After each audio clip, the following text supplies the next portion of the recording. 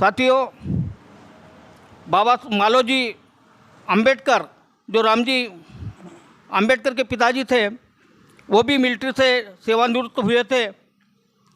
अंग्रेजी शासन में रामजी सूबेदार भी मिलिट्री में थे और उन्होंने अपने सूबेदार रहते हुए अपनी सेवा हमारे मध्य प्रदेश में भोपाल के नज़दीक इंदौर और इंदौर के पास में महू, यहाँ रहकर उन्होंने देश की सेवा की और उसी महू में मिलिट्री छावनी में डॉक्टर बाबा साहब अम्बेडकर का बालक भीमराव का जन्म हुआ।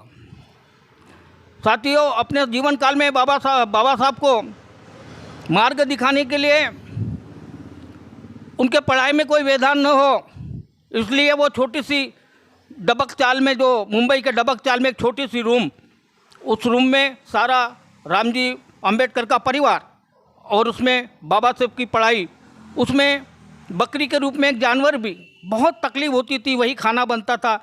ऐसे विकट परिस्थिति में रामजी अंबेडकर ने अपने बच्चों के पढ़ाई में, भीमराव के पढ़ाई में कोई व्यवधान नहीं हो, इसलिए रामजी अंबेडकर खुद रात के 2 बजे तक जागते थे और इस समय में बालक भीमराव को सुलाते थे कि बेटा तू अभी सो जा, और खुद 2 बजे तक जगते रहते थे और बालक भीमराव को रात के 2 बजे पढ़ाई के लिए जगाते थे, उठाते थे।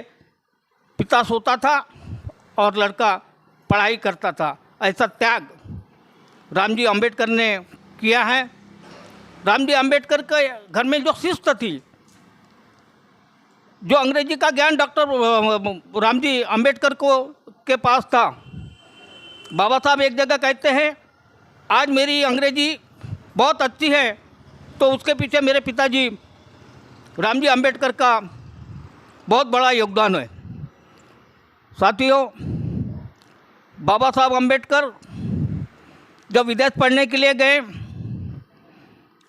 और अपनी एमए की डिग्री पास करने के बाद जब वो अपने करार अनुसार सयाजीराव गायकवाड़ के पास बड़ौदा में नौकरी करने के लिए गए, तो वहाँ भी जातिवाद के कारण बाबा साहब को, भीमराव को बहुत परेशानी का सामना करना पड़ा।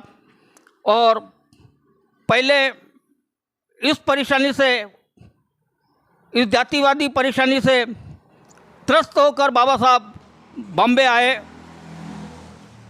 और उन्होंने बड़ौदा नरेश सयाजीराव गायकवाड़ के सहयोग से फिर से शिष्यवृत्ति प्राप्त कर फिर विदेश गए और वहाँ आगे की पढ़ाई शुरू की।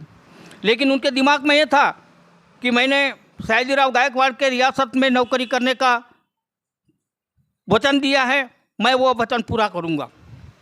और वो दूसरी बार फिर बड़ौदा सयाजीराव गायकवाड़ के रियासत में गए और यही बात रामजी अंबेडकर को सहन नहीं हुई कि मेरे लड़के के साथ में फिर से वहाँ बड़ौदा नरेश के रियासत में फिर से जातिवाद का सामना करना पड़ेगा, उसका अपमान होगा। और यही बात वो मना कर रहे थे, लेकिन बाबा साहब अपने जिद पर वहाँ बड़ौदा गए और उसी 15 दिन के अंदर रामजी अंबेडकर की सेहत जो बिगड़ी तो फिर वो उठ नहीं पाए।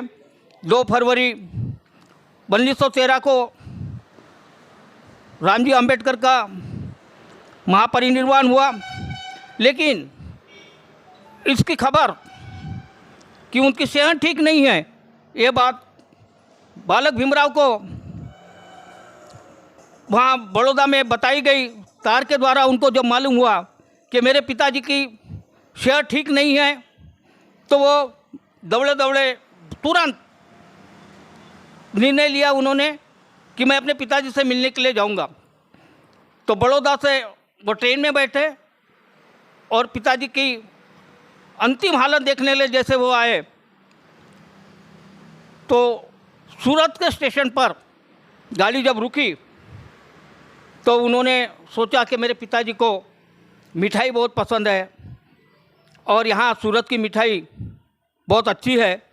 तो ट्रेन से उतरकर बालक भीमराव, उस वक्त बालक नहीं बोल सकते हम, भीमराव अंबेडकर मिठाई लेने के लिए स्टेशन से बाहर आए और जब मिठाई लेकर वापस गए तो ट्रेन छूट चुकी थी। ऐसे परिस्थिति में डॉक्टर अंबेडकर बहुत रोए कि मैं आज इस मिठाई के कारण अपने पिताजी के पास में जल्द से जल्द नहीं पहुंच पा रहा हूँ। तो वो दूसरे दिन उनको ट्रेन मिली और अपने पिताजी को देखने के लिए वे दूसरे दिन वहाँ पहुँचे। तो वो देखते हैं कि सारे लोग जमा हुए हैं। रामजी अंबेडकर अपने बिछाने पर मृत्यु अवस्था में बिल्कुल कि जैसे मर ही गए हो, इस अवस्था में वहाँ पड़े हुए हैं। लेकिन जैसे ही भीमराव आए, ये खबर उनके पास देने में आई, तो उन्होंने आंखें खोल के देखा तो सामने भीमराव थे। बाबा साहब ने, भीमराव ने अपने पिताजी को उस अवस्था में देखा तो रामजी अंबेडकर ने वैसे हालत में भी अपने लड़के भीमराव के सर को सहलाया, उसके पीठ पे थपथपाया और उसके बाद देहांत हो गया। तो साथियों, आज पिताजी का जो त्याग था, व्यक्तित्व था, उसके कारण आज बाबा साहब एक हमारे देश के लिए एक महान पुरुष के रूप में उभरे। और बाबा साहब कहते भी हैं कि मेरा इस जो कुछ भी मैं कुछ बना हूँ, उसके पीछे मेरे पिताजी रामजी अंबेडकर का बहुत बड़ा हाथ है। तो साथियों, आज हम ऐसे पिता को पुण्यतिथि के अवसर पर याद कर रहे हैं कि जिसने भीमराव अंबेडकर जैसे भारत के संविधान के शिल्पकार को जन्म दिया। हम उस पिता के 190वें पुण्यतिथि के अवसर पर आज हम यहाँ उनको श्रद्धांजलि देने का कार्यक्रम आयोजित किया गया है।